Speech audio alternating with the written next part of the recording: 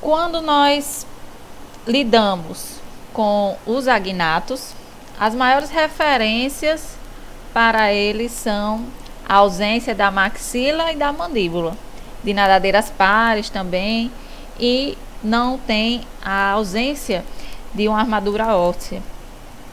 Quando entramos nos gnatostomados, que compreende a outra divisão, ela é composta pelos condrictes, pelos osteíctes, pelo anfíbia, reptília, mamália e pelas aves.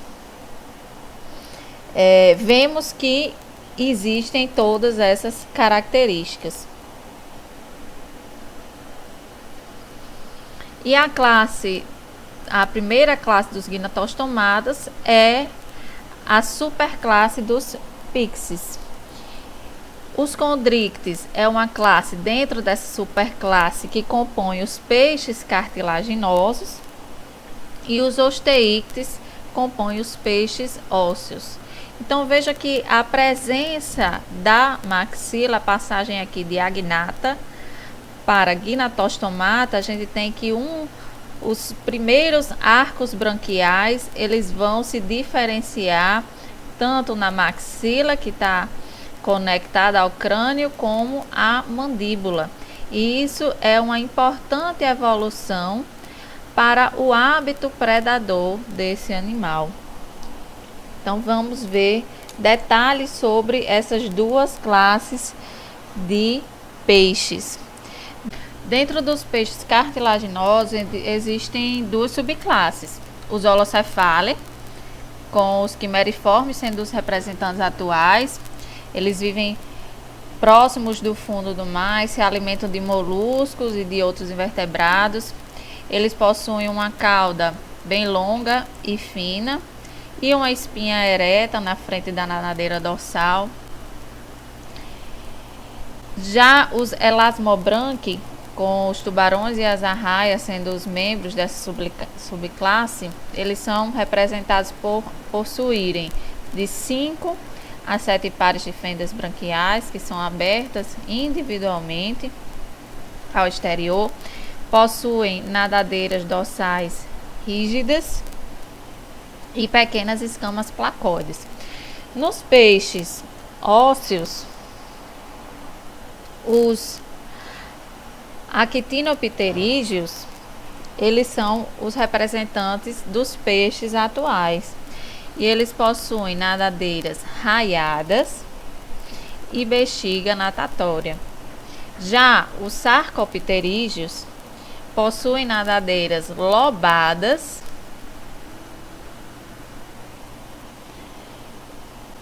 e são representados pelos selacantos e os peixes pulmonados, ou os dipnóicos, que temos como representante atual a piramboia, que é natural da Amazônia.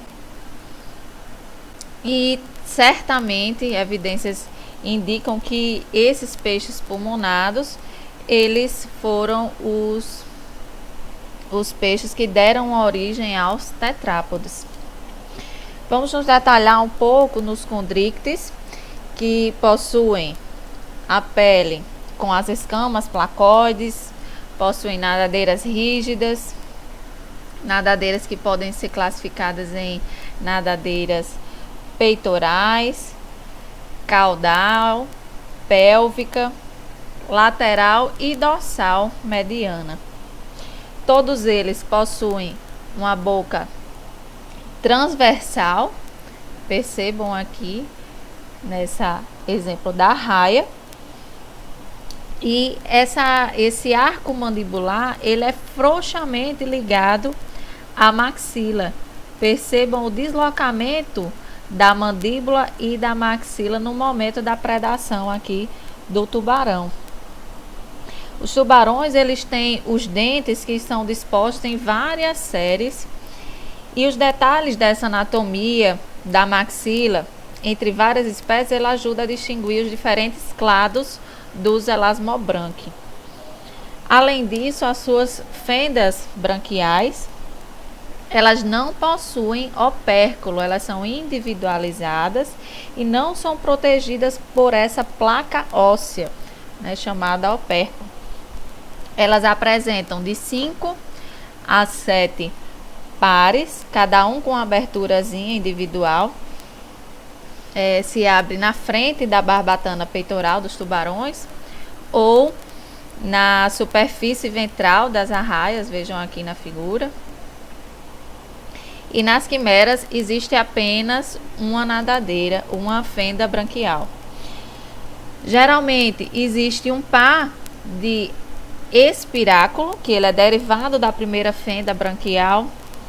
E nas espécies bentônicas de tubarões também, por exemplo, ele permite a entrada de água sem detritos para as brânquias. Os tubarões, eles possuem órgãos sensoriais bem desenvolvidos, além das narinas, com quimiorreceptores que vão ajudar na olfação. Eles podem localizar presas a longas distâncias, através de um sistema de linha lateral, que faz a percepção de vibrações de baixa frequência, de pressão e de tato. Esse sistema, vejam aqui, ele é composto por órgãos receptores especiais, tá aqui em evidência, esses órgãos que estão, cada célulazinha sensorial dessa está representada aqui, são chamados de neuromastos. Eles ficam em tubos que são interconectados e se estendem ao longo dos lados do corpo e sobre a cabeça do animal. Eles também utilizam da eletrorecepção, ou seja, a percepção de campos elétricos mínimos para encontrar presas que estão enterradas na areia. E esses eletroreceptores, eles são chamados de ampolas de Lorenzini. E elas estão localizadas na região cefálica do animal. Com relação à reprodução, eles são dioicos, ou seja, sexos separados. A fecundação, ela é interna e o desenvolvimento, ele é direto. No caso dos tubarões, as nadadeiras pélvicas, elas podem ser modificadas no machos para criar estruturas que auxiliam na transferência de espermatozoide. Essa estrutura, ela é chamada de clasper, é uma estrutura copulatória. Nos peixes ósseos, os osteíctes, a apomorfia mais marcante é a presença da bexiga natatória. Essa estrutura, ela ajuda na flutuação do animal, que está evidenciado a bexiga natatória em amarelo. A flutuação do animal vai ser auxiliada para que ele não gaste tanta energia na natação, tentando se manter na mesma profundidade do mar. Para isso, a bexiga, ela se enche de gás para manter essa profundidade sem que ele precise nadar sempre para isso. Esse gás, ele vai vir da água, né? E essa água, ela vai chegar até essa bexiga através da boca ou das brânquias do animal. Nos condrictes não existe bexiga natatória.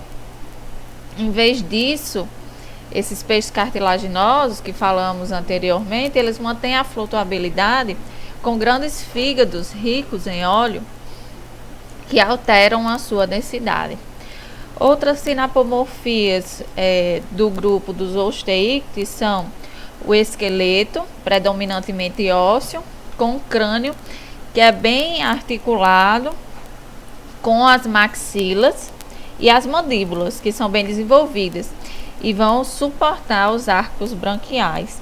A articulação do crânio com a coluna vertebral, ela é tão forte que os peixes, eles não podem virar a cabeça. A pele, que recobre todo o corpo desses peixes, elas possuem escamas dérmicas que podem variar de forma e também contém inúmeras glândulas mucosas que vão proteger contra parasitas. Existe também a presença de 4 pares de fendas branquiais, a ausência de espiráculo, e as brânquias elas são protegidas por uma placa óssea chamada de opérculo. A boca ela é localizada na região anterior e o intestino ele é terminado no ânus, diferentemente dos condríctes que possuem a cloaca. Uma característica que separa os peixes ósseos em 2 classes é a disposição do raio de suas nadadeiras. Os sarcopterídeos caracterizam-se por nadadeiras que são lobadas. Elas são formadas por um eixo ósseo, percebam aqui, central, esse eixo, e que vai dar origem a vários ramos dérmicos, permitindo aí a inserção de músculos. Já os indivíduos da classe dos actinopterídeos, eles possuem nadadeiras sustentadas por raios dérmicos internos, que são articulados a partir da base, e não ocorre a inserção de músculos nessas estruturas. A maioria dos peixes ósseos, eles apresentam fecundação externa. A fêmea e o macho, elas liberam seus gametas na água e após a fecundação do óvulo por um espermatozoide, que vai formar o zigoto, geralmente é formado uma larva, ou seja, o desenvolvimento ele é indireto. Essas larvas elas são chamadas de alevinos, que é a representação de um alevino de um peixe paulistinha. Aqui é a fase adulta dele, aqui é a fase larval. Algumas espécies, como os lebistes, que também são chamados de guppy ou barrigudinhos, eles podem incubar os ovos internamente. E aí são chamados de ovovivíparos. Outro tipo especial de reprodução que não poderíamos deixar de falar, e talvez seja uma das maiores peculiaridades em relação à reprodução no reino animal, é a reprodução do cavalo marinho. No cavalo marinho ocorre uma gravidez reversa, ou seja, o macho é quem vai ficar grávido. O que ocorre é a transferência de ovos da fêmea para o macho, que então eles são fecundados na bolsa incubadora e após a gestação, que ela pode durar 2 a 4 semanas, nascem pequenos cavalos marinhos, ou seja, o desenvolvimento ele é direto.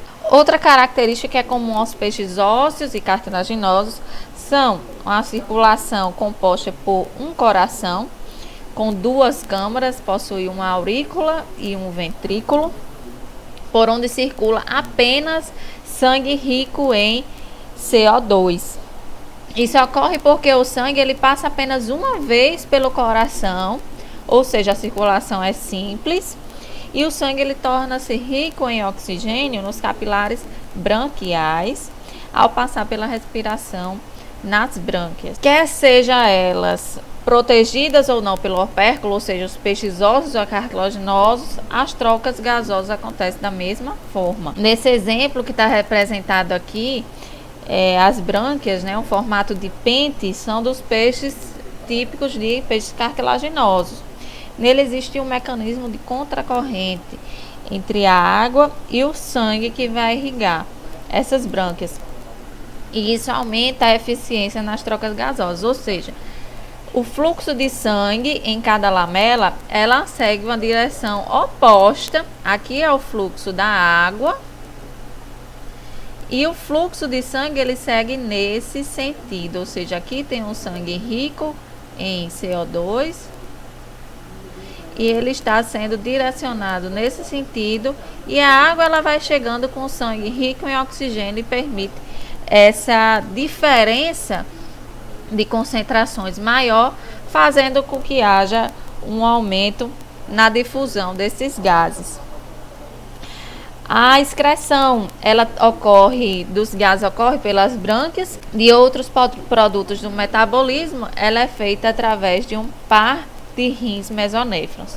A amônia é o principal excreta nitrogenado, pois, como estamos falando aqui de animais aquáticos, a perda da água juntamente com a amônia ela não vai ser um problema para esses animais. Com relação à importância ecológica, nós podemos destacar algumas espécies, por exemplo, as que vão migrar grandes distâncias para desovar, tanto de água salgada para doce, como por exemplo algumas espécies de salmões, ou de água doce para água salgada, como as enguias. Os peixes ósseos, eles são os únicos que formam cardumes, que podem ser com dezenas de milhares de indivíduos. Os cardumes, eles vão se deslocar sincronizadamente, como se fosse um só. Eles mantêm a sua posição devido à sua visão e à audição e também a linha lateral. Essa cor prateada, muito comum em peixes que fazem cardumes, ela é fundamental porque ajuda na detecção dos movimentos uns dos outros. Então, uma pequena mudança na direção faz com que haja uma diferença na luz que é refletida por eles, e aí eles sabem que está sendo mudada a direção. É uma estratégia muito interessante contra potenciais predadores, né, e torna mais difícil escolher a presa no momento de tantos corpos em movimento. Uma presa solitária, aqui como exemplo da foca, na foto, ela se torna uma presa mais fácil para os grandes peixes pelágicos, como os tubarões e as barracudas, por exemplo. Então, alguns peixes pelágicos, eles são predadores ativos. Alguns peixes, como as rêmoras, elas possuem um hábito comensal, ou seja, estabelece uma relação ecológica entre uma espécie diferente, no caso aqui o tubarão, que para ela possui benefício, mas a outra espécie não tem nenhum prejuízo. É o caso delas que aqui estão aderidas a tubarão, mas pode também acontecer com peixes grandes, né, principalmente como atum, por exemplo, também. Alguns peixes, eles se camuflam para fugirem de certos predadores, outros, aqui como no exemplo do peixe pedra, para facilitar a captura de presas. E por fim, uma curiosidade bem legal é que os peixes não dormem. Eles apenas alternam seu estado de sono e vigília. O período de repouso ele consiste num aparente estado de imobilidade, em que os peixes eles mantêm o equilíbrio por meio de movimentos bem lentos. E como eles não têm pálpebras, os olhos deles ficam sempre abertos. Tudo isso, né, sem mencionar a valiosa contribuição que os peixes oferecem à nossa alimentação, oferecendo uma carne com alto valor nutricional. Finalizamos então a classe dos peixes